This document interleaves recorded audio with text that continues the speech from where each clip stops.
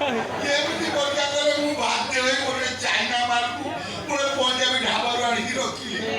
ସେ ଶଳା ଚାଇନା ମାଲ ଏତେ ସ୍ପିଡି ପ୍ରଡକ୍ସନ ହେଲା। ଏଇ ଗୋଟେ କରୋନା ଛୁଆକୁ ଛାଡ଼ି ଦେଇକି ତାର ଏ ଶଳା ଛୁଆ ଏ ପାଣି ପିଉ ନାହିଁ, କ୍ଷୀର ବି ପିଉ ନାହିଁ, ଆଉ ଏ ଖାଲି ମଦ ପିଉଛି। ରଫୁଡକୁ ଭଲ ପିଉ।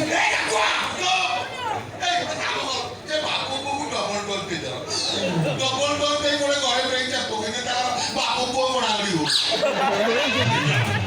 ଦେଶର ଶତ୍ରୁଗୁଡ଼ାକୁ ନେଇଯା।